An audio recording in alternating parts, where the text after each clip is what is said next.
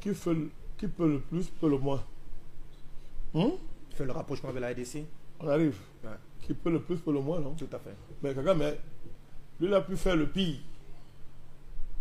Non, il a pu faire le pire. Tu ne voyais pas venir, président. J'arrive. Le pire, c'était d'être un acteur majeur du génocide. D'abord au Rwanda. Commençons par le Rwanda. C'est-à-dire acteur majeur du génocide. On est d'accord?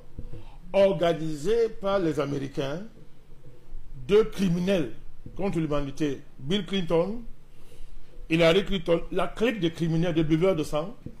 Kagame a servi d'instrument pour assouvir leurs instincts génocidaires. C'est le génocide de 1994. Vous vous souvenez? Si. Mais si quelqu'un peut marcher sur près de 2 500 000 morts pour arriver au pouvoir. Ah, c'est sur le cas du génocide rwandais. Oui, bien sûr. D'accord. Bon, c'est faire ça qui va être utilisé pour lui. Mais ça, c'est rien. Donc, comme vous avez dit. Ah, d'où la maxime qui peut le plus. Ça, mais quoi, qui peut le plus, peut le moins. Mais ici, quelqu'un fait pire. Donc, ça là. Mais comment? C'est une balade de santé pour lui. Il est en train de. Ça dit que ça, c'est. Vraiment, ça, c'est zéro. Mais il n'a pas seulement fait ça. 20 millions de morts à l'RDC, c'est lui. Quelqu'un tue 20 millions de morts dans un pays, organise, a fait de la RDC le champion du monde des viols de femmes. Kagame a fait ça. Bon, ça a accueilli 250 voyous que Trump chasse de son pays. Qui peut le dépasser?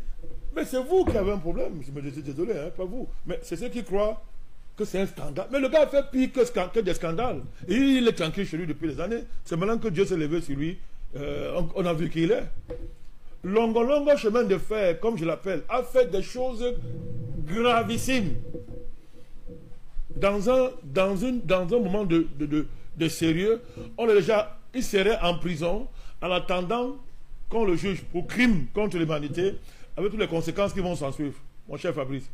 Donc, un criminel contre l'humanité qui a été un acteur majeur d'un génocide, 2 millions et poussières de morts, mon cher Fabrice, déstabilisation de toute la sous-région des Grands Lacs, renforcement du colonialisme occidental dans les Grands Lacs, déstabilisation du poumon de l'Afrique, le Congo, RDC, 20 millions de morts, viol des femmes et des enfants, etc. Vous êtes surpris qu'on le voit en train d'accueillir la racaille américaine dans son pays et de dire, oh, c'est ça qui est grave.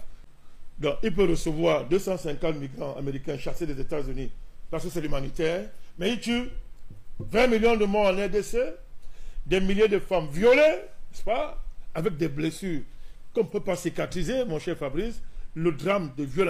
Quand on dit viol là, c'est rien quand on dit viol. Hein. Allez voir dans quel état ces femmes-là se trouvent aujourd'hui. On ne peut pas réparer ce qu'elles ont connu. Quand on dit viol, on pense que c'est un viol. Des femmes qui ont été violées par des soldats, c'est-à-dire qu'une chaîne de soldats passe sur une femme. Et après, souvent, là, on va la déchiqueter avec le couteau, etc. C'est quelque chose d'horrible, mon cher Fabrice. Kagame est derrière tout ça. Bon, maintenant, on me dit que ce monsieur-là, il a un cœur.